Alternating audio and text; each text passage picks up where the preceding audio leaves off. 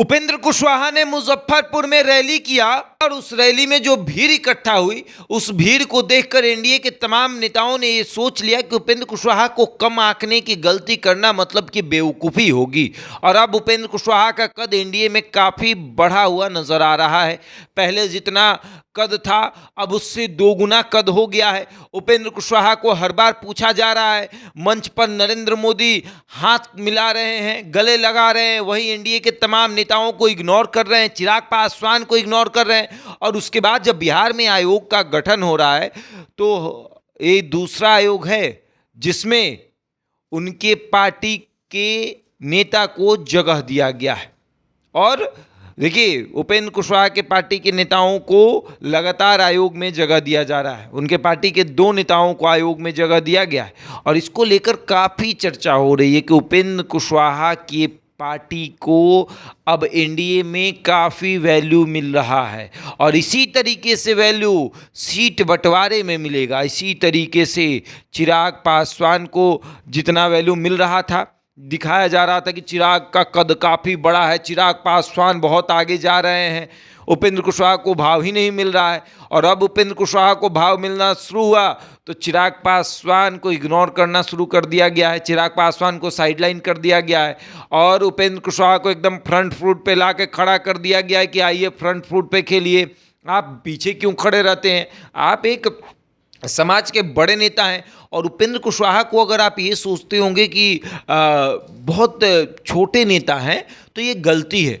उपेंद्र कुशवाहा उस समय से राजनीति कर रहे हैं जब से नीतीश कुमार की राजनीति शुरू हुई है, लालू प्रसाद यादव की राजनीति शुरू हुई है, रामविलास पासवान की राजनीति और उपेंद्र कुशवाहा की राजनीति का वो जो ऑरा है वो कम नहीं है।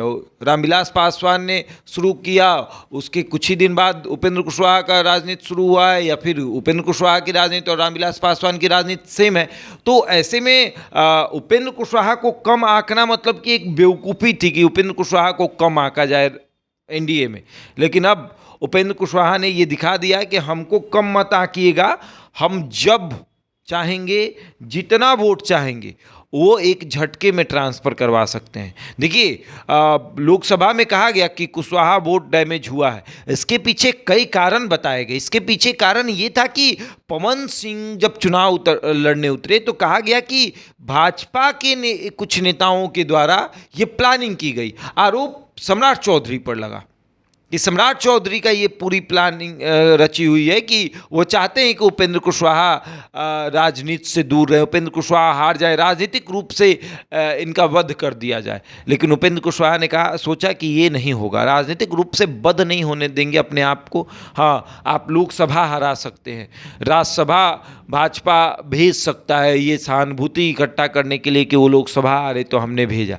लेकिन वो जो वोट आप देखिए कि उपेंद्र कुशवाहा जब अपनी पार्टी बनाते हैं, नई पार्टी बनाते हैं, एक अच्छी खासी भीड़ इकट्ठा कर देते हैं। और उपेंद्र कुशवाहा ने हर बार ये साबित किया है कि हमारे पास भीड़ है, हम भीड़ के साथ चलते हैं। और उस भीड़ को दिखाने के लिए उन्होंने एक रैली की और उस रैली में ये पता चल चुका है कि किस तरीके की भीड़ इकट्ठा होती है और कैसे वोट बैंक में तब्दील की जाती है। और भीड़ को वोट में तब्दील करने की क्षमता भी अभी भी 2 ही 3 नेताओं के पास है, चाहे वो लालू प्रसाद यादव हों, चाहे वो उपेंद्र कुशवाहा हों, चाहे वो नीतीश कुमार हों। रामविलास पासवान के अंदर ये क्षमता थी, अब रामविलास पासवान तो इस दुनिया में है नहीं। चिराग पासवान के पास थोड़ी बहुत वो शक्ति जो है वो आई है कि भीड़ को वोट में तब्दील करने की। अब आगे देखिए क्या होगा। बहरहाल इस खबर में इतना ही, बन रहा हमारे साथ और देखते रहें द इंडिया टॉप।